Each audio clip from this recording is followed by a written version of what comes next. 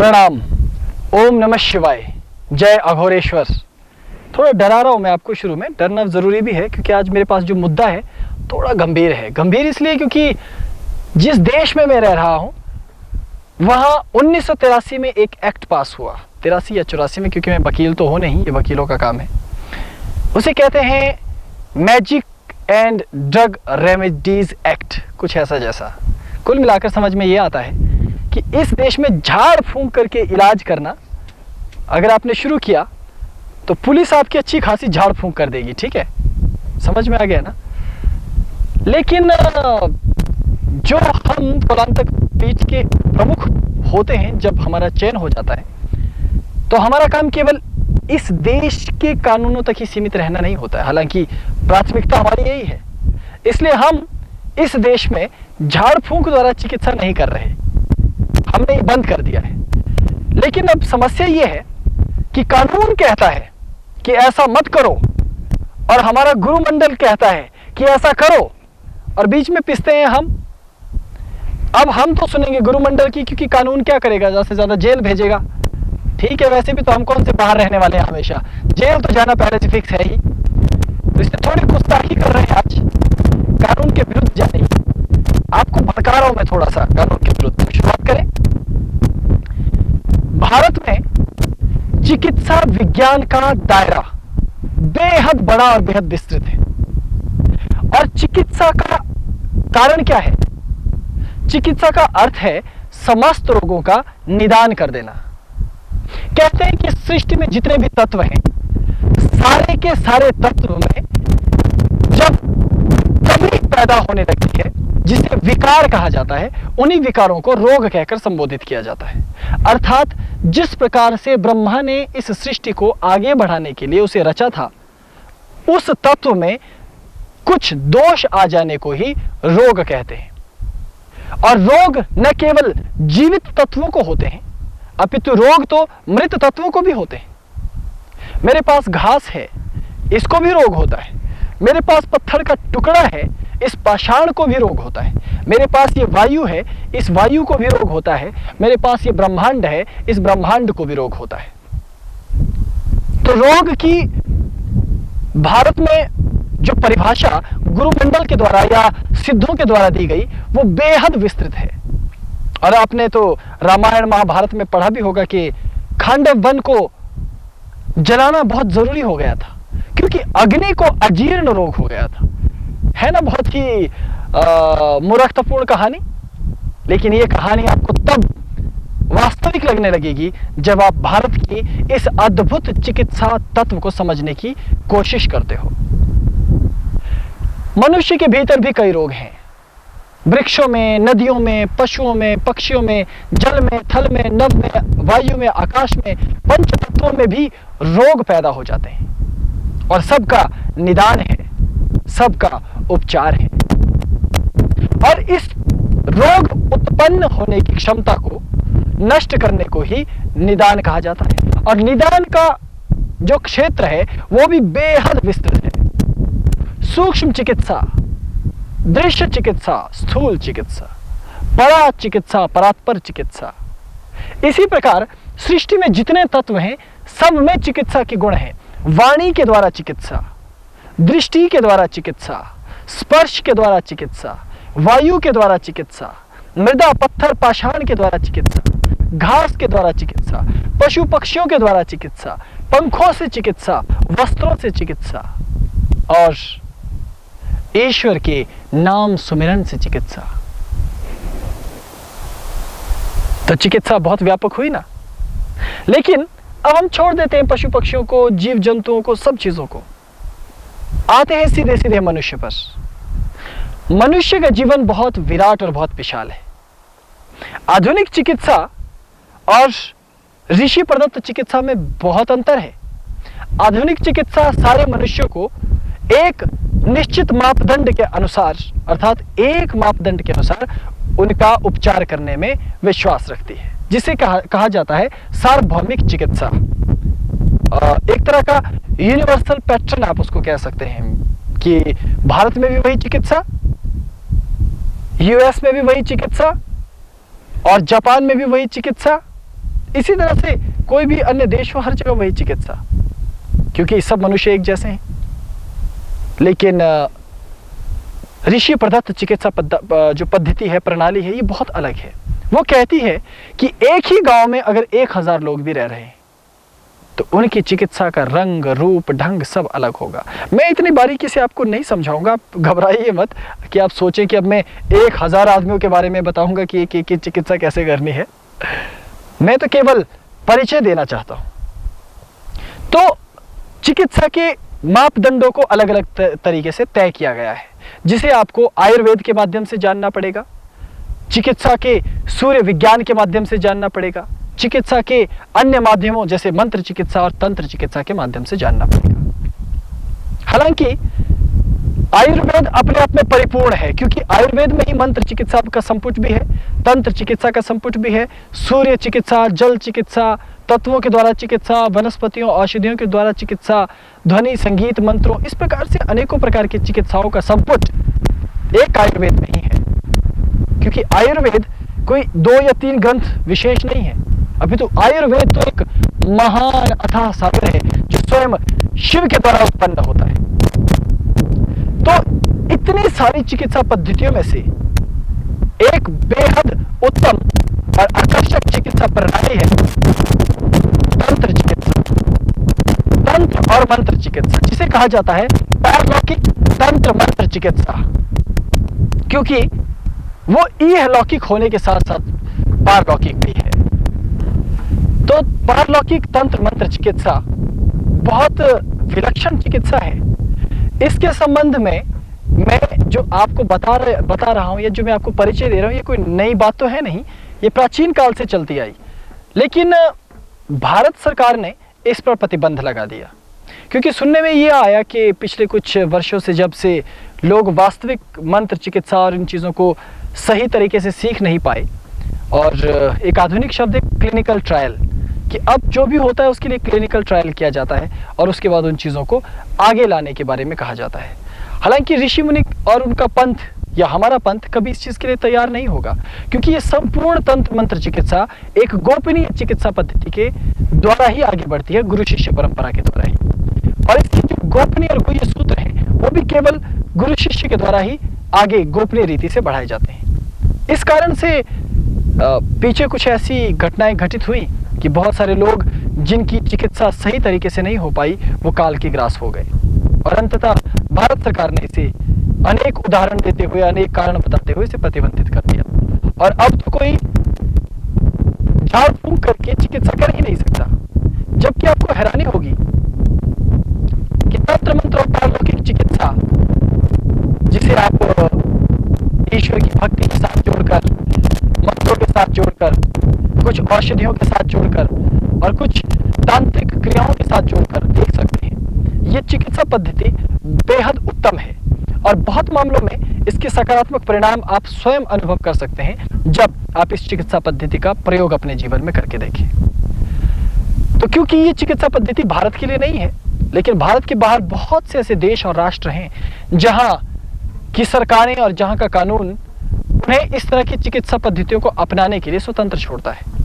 तो वहां के लोगों के और वहां रह रहे साधकों के लिए मैं ये विशेष तौर पर बताना चाहता हूं कि उन्हें चाहिए कि वो अपने गुरुओं से इस तंत्र चिकित्सा, इस मांत्रिक पद्धति को सीखें और फिर उसे अपने जीवन में उतारें, क्योंकि हमारे जीवन में अनेकों तरह के रोग हैं। तंत्र चिकित्सा कहती है कि जो वायु हमारे आसपास है, इस वायु में भी दोष है, इसमें कुछ सूक्ष्म जीव, कुछ आत्माएं, कुछ गंध, कुछ ध्वनियां, कुछ ऐसे ठहराव, कुछ ऐसे प्रतिबिंब रहते हैं जिनको शायद आप और हम नेत्रों से न देख पाए।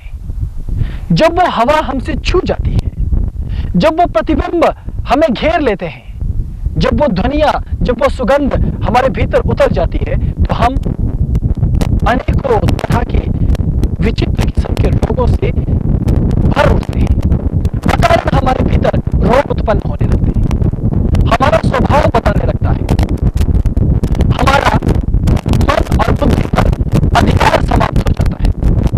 हम अपने दैनिक जो जीवन हमारा है उसके लिए जो हमें ऊर्जा दी गई है, हम उस ऊर्जा का क्षय अनुभव करते हैं। हम नकारात्मक विचारों से भर उठते हैं। हम सकारात्मक तत्वों को देख ही नहीं पाते। जैसे आपके सामने एक गुलदस्ते में सुंदर लाल गुलाब रखा है, तो एक व्यक्ति आता है, वो उस फूल को देखते ही चहक उठता है, और एक दूसरा व्यक्ति आता है, उस फूल को घूर कर देखता है और आगे निकल जाता है।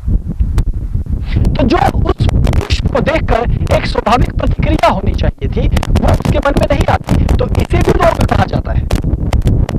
तो इस तरह के रोग जब गंभीर होते चले जाते हैं, तो लोगों ने उसे आजकल एक नाम दिया है, मनोविकार।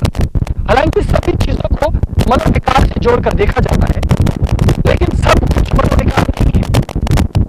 मनोविकार के उस पार भी कुछ अन्य ऐसे अदृश्य विकार हैं, जिनका मन के साथ बहुत गहरा लेना देना है। वो मन को प्रभावित करते हैं और मन से जुड़े हुए हैं, बुद्धि को प्रभावित करते हैं और बुद्धि से जुड़े हुए हैं। इसलिए उनकी चिकित्सा पद्धतियां भी भारत में ऋषियों ने उतने ही विचित्र रखी जितने कि रोग और उन रोगों का अस्तित्व विचित्र है। क्या आप जानते हैं कि दोपहर के समय हिमालय की इस पर्वत में किसी एकांत में यदि कोई झरना बह रहा है पानी का, आप किसी विशेष काम में वहां गए और अचानक उस पानी के साथ एक जोर का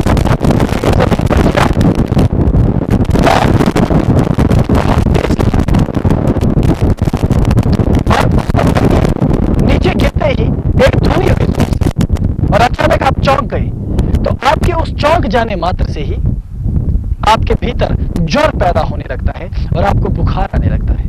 आप सो नहीं पाओगे और धीरे धीरे बुखार बढ़ता चला जाएगा। आप उसके लिए औषधियां लेते रहोगे। औषधियों के शरीर पर बहुत से नकारात्मक प्रभाव दिखने लगते हैं, लेकिन आप यदि एक झाड़ू बनाकर जल के पात्र को लेकर मंत्र सहित उस व्यक्ति पर एक बार झाड़कर उसे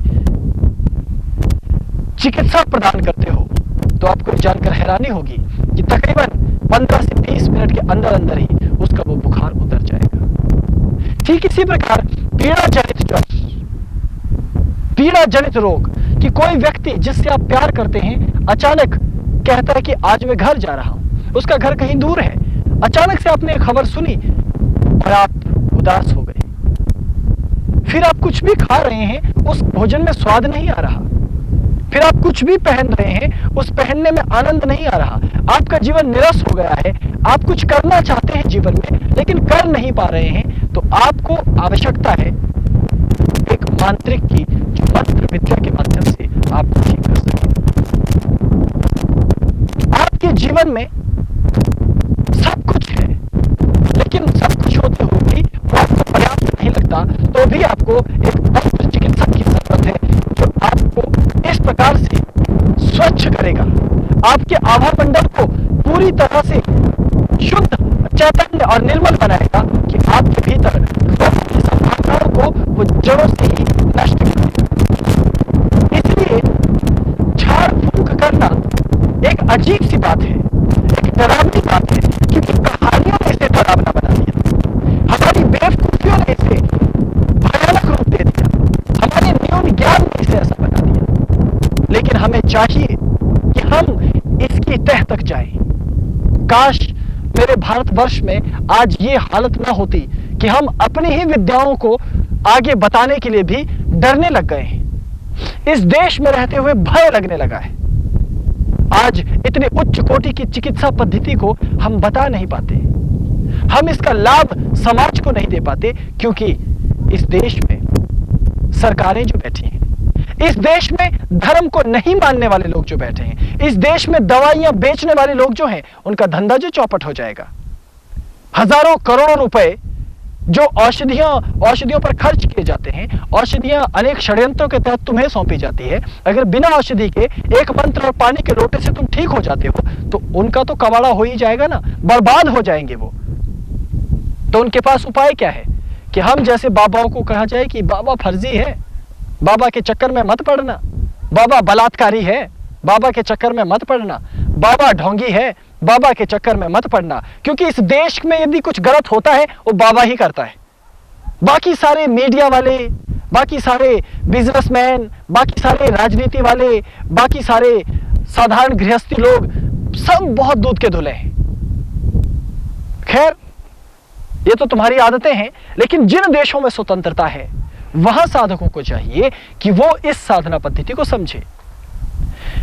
मंत्र और तंत्र साधना के द्वारा एक इस तरह की ऊर्जा व्यक्ति अपने भीतर संग्रहित करता है कि उसके भीतर मनोजनित रोग, बुद्धि जनित रोग, ध्वनि जनित रोग, अदृश्य जनित रोग, दृश्य जनित रोग, सूक्ष्म जनित रोग, ये समस्त रोग भीतर से ही नष्ट होने लगते हैं। वो भीतर से चैतन्य और निर्मल होने लगता है।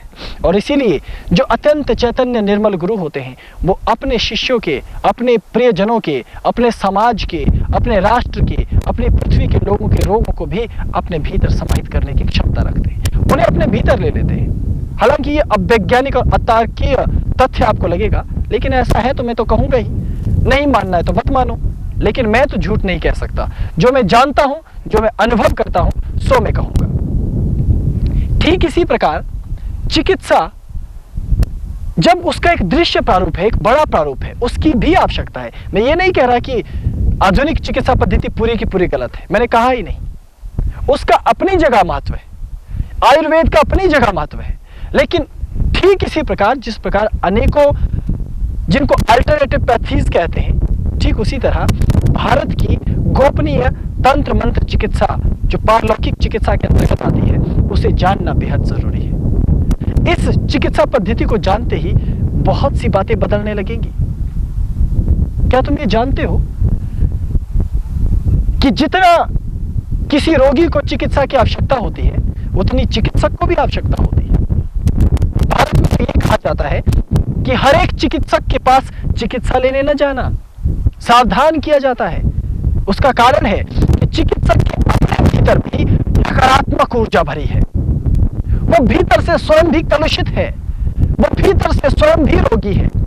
इसलिए भारत ये कहता है कि सर्वप्रथम तो चिकित्सक को एक युग पुरुष जैसा होना होता है। उसका आचार व्यवहार, वस्त्र, वाणी, वेशभूषा, संयम, ज्ञान, वो स्वयं ध्यान में जाता हो, स्वयं मंत्र जाप करता हो, स्वयं अपने आप को मंत्र और तंत्र चिकित्सा के माध्यम से, गुरु के तेज से, गुरु की दीक्षा से अपने आप को चैतन्य और पवित्र बनाता है। और ऐसा पवित्र हुआ चिकित्सक स्पर्श करने मात्र से ही रोगी को आनंदित करने लगता है, उसके रोगों को नष्ट करने लगता है और समस्त पीड़ाएं ऐसे चिकित्सक को देखने मात्र से दूर होने लगती है। तो तंत्र और मंत्र चिकित्सा रोगी के साथ साथ चिकित्सक के लिए अनिवार्य है, गुरु के साथ साथ शिष्य के लिए अनिवार्य है। तो ये बहुत बृहद ज्ञान है। लेकिन यह दुख की बात है कि हम इतने महान पंथ को बड़ी सहजता से नकार देते हैं बिना किसी तलाश किए। अवसर ही नहीं मिलता कि तुम इन चीजों को जान सको। इसलिए अब समय आ गया है, कम से कम उन राष्ट्रों में, कम से कम उन स्थानों पर जहां तुम इनका प्रयोग कर सकते हो, तुम इसे सीखो, इसकी दीक्षा प्राप्त करो, स्थानों पर जाकर इसका प्रयोग करो। आज बहुत चल रही है, बहुत तेज। चिकित्सा पद्धति को सीखना है। चिकित्सा पद्धति तंत्र चिकित्सा और मंत्र चिकित्सा है, उसमें छाप केवल इतना ही नहीं है, इसके बहुत से रंग रूप और भेद हैं। लेकिन ये सारी चिकित्सा पद्धति कुछ देवी देवताओं पर निर्भर करती है। जैसे 10 महाविद्याओं में से तारा महाविद्या, मां तोतला जो औषधियों की देवी है, भगवान शिव के बहुत से स्वरूप हैं जो औषधि नाथ के रूप में प्रसिद्ध हैं, बहुत से भैरव हैं जो रोग नाश के लिए बहुत ज्यादा पूजे जाते हैं। और रोग नाश के साथ साथ तंत्र चिकित्सा का एक और महत्वपूर्ण अंग है भूत विद्या, जिसे ओपरी विद्या कहा जाता है, अर्थात सूक्ष्म जगत की विद्या। कि आप पर किसी भूत का साया है, आप पर किसी प्रेत का साया है, आप पर किसी नकारात्मक विचार का साया है, उनको निकालना। और किसी व्यक्ति के अंतःकरण में कोई विचार भूत की भांति चिमट गया है, वो विचार है कि जाता ही नहीं, उस विचार को निकाल देना। मनुष्य के विचारों को परिष्कृत करना, छानना, उसके लिए भैरव का अद्भुत नृत्य किया जाता है, भैरव की वंदना की जाती है, भैरवों की पूजा की जाती है, ताकि इस ब्रह्मांड को पवित्र बनाया जा सके। क्या आप ये जानते हैं कि देखिए तंत्र मंत्र और पारलौकिक चिकित्सा में भैरवों के अद्भुत अद्भुत नृत्य होते हैं ताकि हवाएं शुद्ध हो सके, वायु का प्रदूषण कम हो, अग्नि का प्रदूषण कम हो, आकाश का प्रदूषण कम हो, ध्वनि का प्रदूषण कम हो और इन पर्वतों का प्रदूषण कम हो, मनुष्य जाति जीव जंतु का प्रदूषण कम हो, सर्वत्र रोग मुक्ति हो। ऐसा अनूठा ज्ञान है इस तंत्र चिकित्सा के भीतर, जिसे बहुत कम लोग जानते हैं। इसलिए मैं अधिक इसको विस्तार में नहीं ले जाऊंगा, केवल इन तथ्यों और इन इशारों के द्वारा मैंने तुम्हें यह समझाने की कोशिश की है। और लगता है आज हमारी इन मंत्रों की हवाएं आज ज्यादा पवित्र हो रही हैं, रोग मुक्त, इसलिए बहुत तेज तेज बह रही हैं। पर समस्या ये है कि ठंडी भी बहुत है, क्योंकि पीछे हिमालय पर बर्फ गिरी है, ठंडी तो होगी ही। हमसे छूटी हुई हवाएं सीधे हिमालय तक जा रही है। लगता है हिमालय में हमारी बातें सुनी जा रही है कि हम कुछ झूठ तो नहीं बोल रहे, लेकिन मैं आपको 100% सच बता रहा हूं कि एक बार आपको अपने गुरु के सम्मुख जाकर विशेष दीक्षा प्राप्त करनी चाहिए, जिसे ज्वाला मालिनी दीक्षा कहा जाता है। और ज्वाला मालिनी साधना करनी चाहिए, जिस साधना को करने से आप स्वयं को पवित्र करते हैं। जिस प्रकार तीर्थ के जल में स्नान करने से पुण्य मिलता है, ज्वाला मालिनी साधना करने से अंतःकरण पवित्र होता है और आप स्वयं को रोग मुक्त पाएंगे और रोग मुक्ति देने का अधिकार आपको प्राप्त होगा और आप इस तंत्र चिकित्सा को अपने जीवन में उतारकर अद्भुत आनंद की प्राप्ति कर सकेंगे।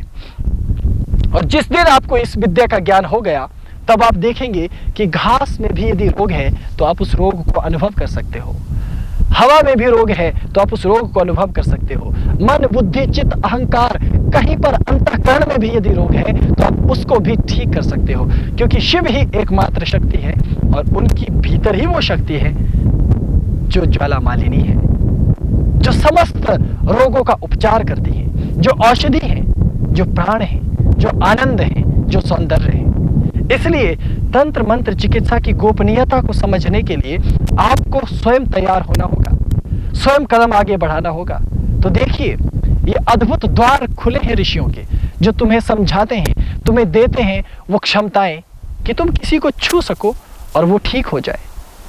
अंधों को आंखें दी जा सकती है, बहरे को कान दिए जा सकते हैं, जिसके शरीर में रक्त नहीं बनता उसके शरीर में रक्त बन सकता है। ऐसा इतिहास ने पहले भी देखा है, ऐसा इतिहास आज भी देख रहा है, ऐसा इतिहास आगे भी देखेगा।